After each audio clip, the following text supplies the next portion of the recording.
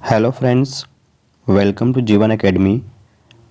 आज के इस वीडियो में हम बात करेंगे एक ऐसी स्टोरी जो आपके इंग्लिश स्पीकिंग में वर्ड मीनिंग को काफ़ी ज़्यादा हेल्प करेगी।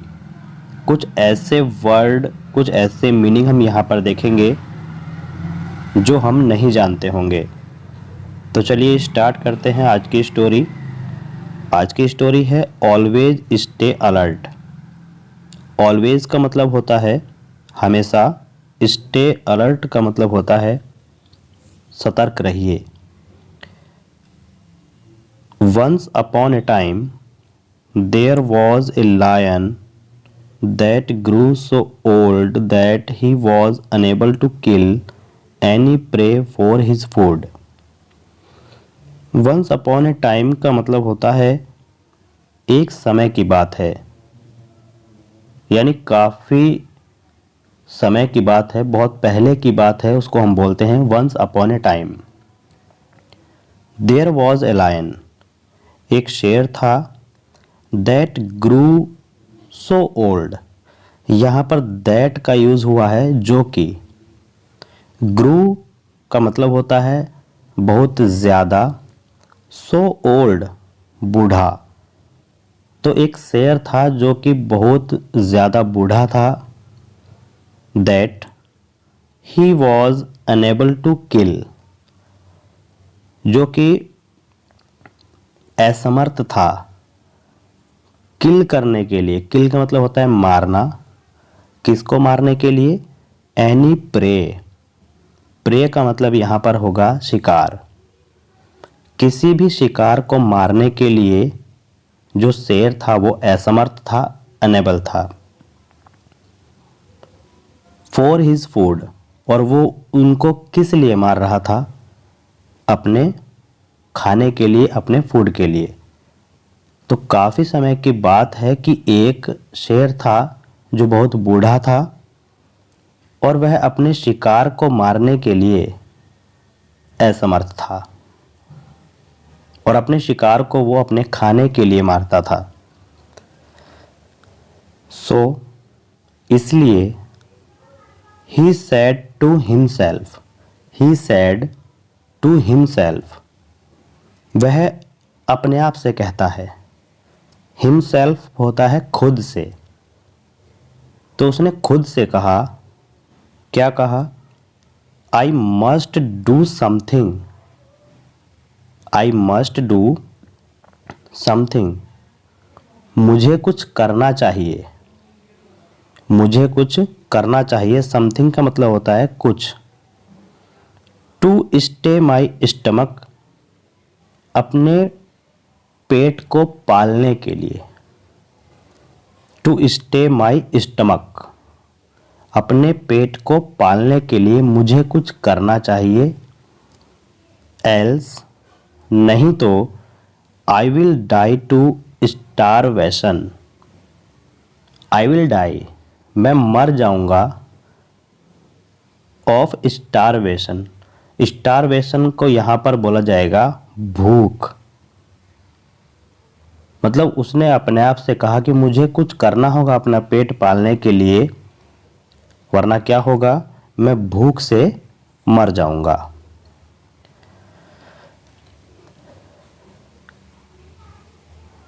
Kept thinking, he kept thinking and thinking. अब देखिए केप्ट यहाँ पर है, इसका मतलब होता है कंटिन्यू टू बी। मतलब उसने क्या रखा? जारी रखा। क्या जारी रखा?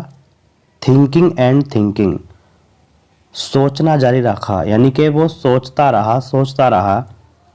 एंड, और एट लास्ट एन आइडिया, और अंत में आखिरकार एक आइडिया क्लिक्ड हिम, उसके दिमाग में आया। वह काफ़ी देर से बैठा हुआ सोच रहा था। He kept thinking and thinking, सोचे जा रहा था। And at last an idea clicked him, और उसको एक सुझाव मिला, मतलब उसके दिमाग में एक आइडिया आया। और वो आइडिया क्या था? he decided to lie down in the cave pretending to be ill, and then whosoever will come to inquire about his health will become his prey. He decided, उसने डिसाइड किया, क्या decide किया? To lie down. Lie down का मतलब यहां पर होगा late जाना। उसने ये डिसाइड किया कि वह लेट जाएगा। इन द केव, कहां पर? गुफा में। प्रिटेंडिंग का मतलब यहां पर होता है नाटक या फिर बहाना। तो वो लेट जाएगा गुफा में बहाना बना करके। किस चीज का बहाना बनाएगा? टू बी इल, बीमारी का। इल का मतलब होता है बीमारी का। तो वह उसने ये डिसाइड किया कि वह गुफा में लेट जाएगा बीमारी का बहाना बना करके। एंड और देन, तब, whosoever, whosoever जो ये एक साथ लिखा हुआ है इसका मतलब होता है जो कोई भी will come, आएगा, जो कोई भी आएगा। टू इंक्वायर, इंक्वायर का मतलब होता है पूछना। जो कोई भी पूछने आएगा किसके बारे में? अबाउट, अबाउट का मतलब होता है बारे में। किसके बारे में? हिज हेल्थ, उसकी हेल्थ के बारे में। यानी जो कोई भी उसका हालचाल पूछने आएगा will become his prey. Will become, become का मतलब होता है बन जाना। तो यहाँ पे विल है तो बन जाएगा हिज प्रे, उसका शिकार। तो उसने क्या डिसाइड किया था कि वह बीमारी का बहाना लेकर के गुफा में लेट जाएगा, और जब उसका हालचाल पूछने के लिए अगर कोई भी उसके पास आएगा तो वो उसको अपना शिकार बना लेगा।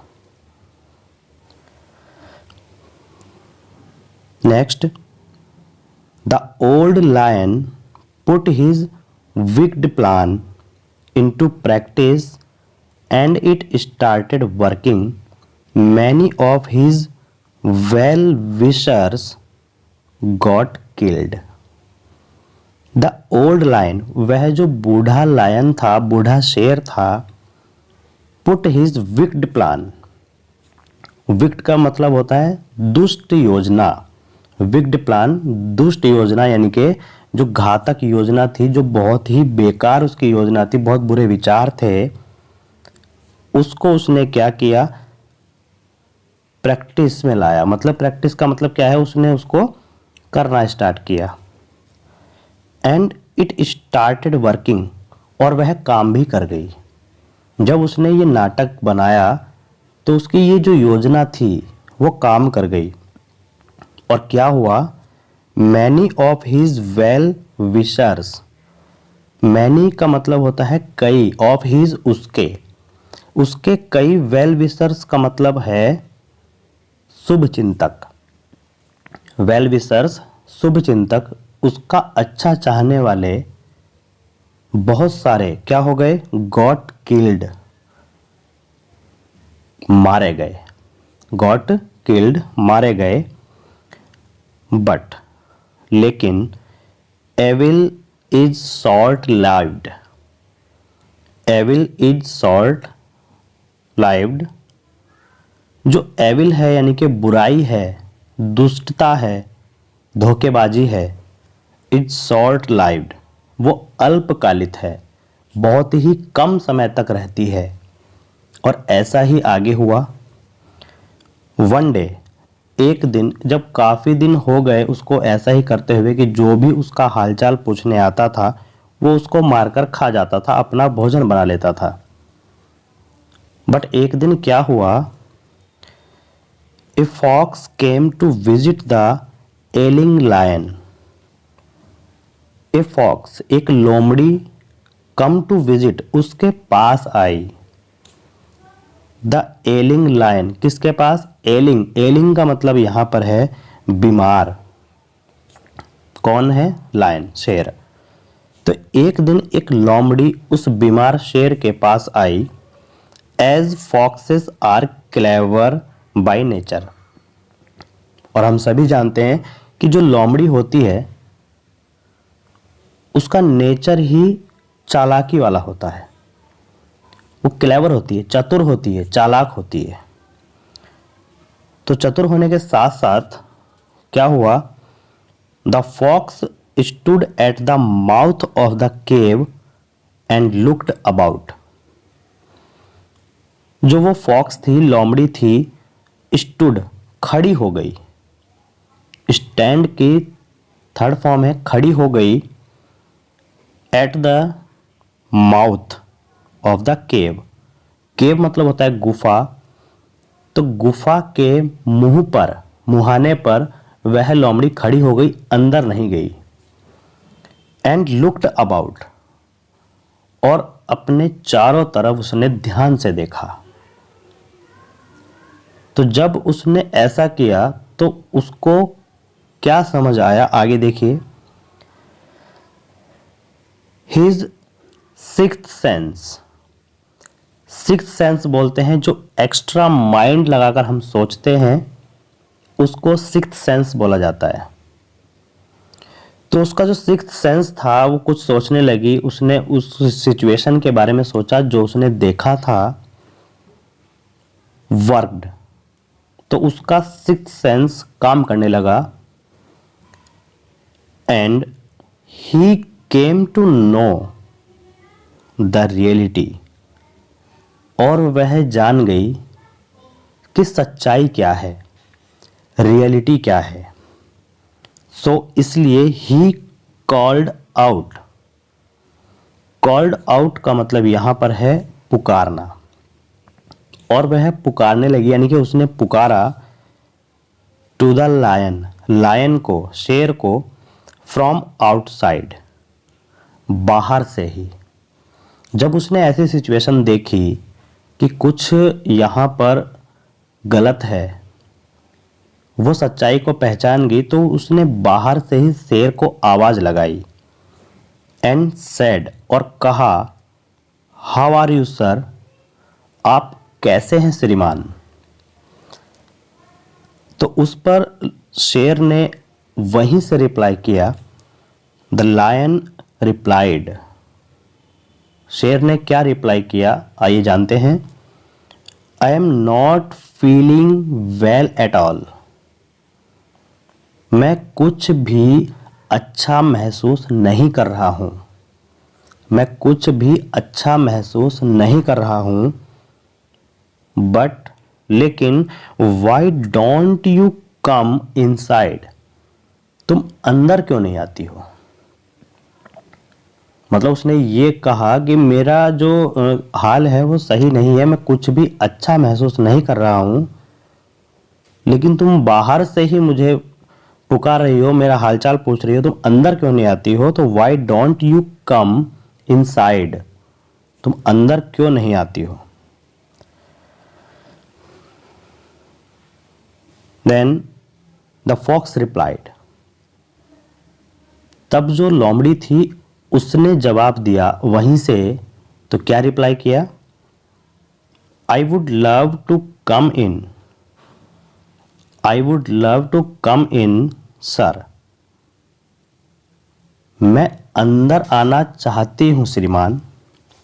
बट, लेकिन, ऑन सीइंग, लेकिन यह देखकर कि all foot prints, foot prints होते हैं पद चिन्ह, जो जानवरों के पैरों के निशान थे जो उसने अंदर खा लिए थे।